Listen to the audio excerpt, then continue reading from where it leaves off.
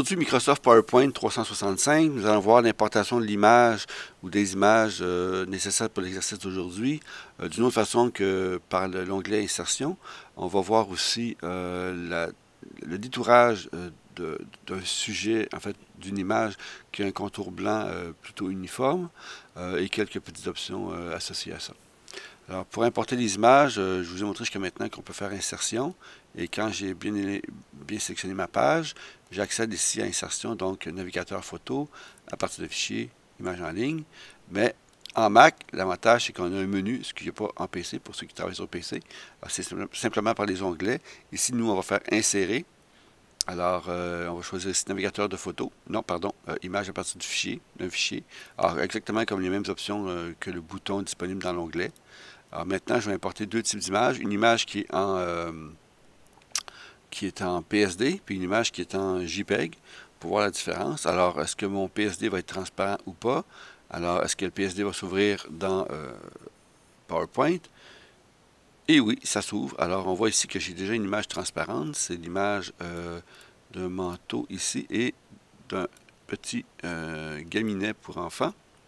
Alors, on voit ici très bien que j'ai deux options possibles. On voit ici que le détourage effectué dans Photoshop est très bien fait. Alors, n'hésitez pas, si vous avez accès à Photoshop, les détourages dans Photoshop, soit par vous, une entreprise ou encore un studio de graphiste. Alors, c'est l'idéal. Maintenant, si je dois compléter l'autre parce que j'ai reçu deux images différentes, je dois quand même supprimer le blanc autour. Et si je n'ai pas Photoshop, je vais pouvoir en fait sélectionner une fonction qui va me permettre de supprimer l'arrière-plan. Alors, petit rappel aussi, on connaît les onglets ici liés au logiciel de Microsoft. Il ne faut jamais oublier que si on sélectionne certains éléments ou encore si on active certaines fenêtres, ici, une image, j'accède à de nouveaux onglets, un, parfois deux, parfois trois. Dans ce cas-ci, c'est un qui s'appelle format de l'image et automatiquement, ou pas, ça va dépendre du genre de sélection. Je vais avoir accès à différentes options, dont ici, ce qui m'intéresse, c'est retirer l'arrière-plan. Alors, si je clique là-dessus, je vois ici qu'il fait un travail. Alors, si présentement à l'état des choses, je dis conserver les modifications, donc j'applique ce que je viens de faire, bien, je vais perdre ici parce qu'il était un peu large, contrairement à Keynote, il y a un peu plus de travail à faire avec ce logiciel-là, avec la fonction de ce logiciel-là au niveau de détourage, alors de cette partie d'application.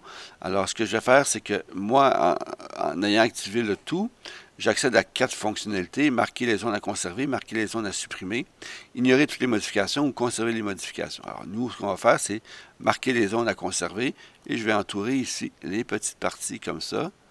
Les parties ici, sans toucher au blanc, par contre, faites attention. Comme ça. Encore comme ça ici. J'y vais encore par là ici.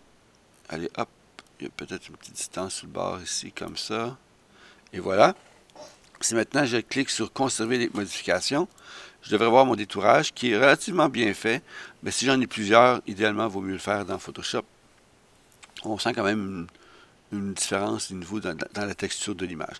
Mais pour dépanner, on a la fonctionnalité de le faire de cette façon avec PowerPoint. Et maintenant, il n'y a rien qui m'empêche, moi, de rajouter de l'ombrage, si je veux, ici. Alors, je vais choisir un type d'ombrage, peut-être plus naturel, comme ça ici. Et je peux jouer aussi sur l'angle et la distance et le flou au besoin pour créer une vraie sensation de distance et de... attends, je vais chercher un petit peu mon décalage ici. Un peu plus décalé. Comme ici peut-être.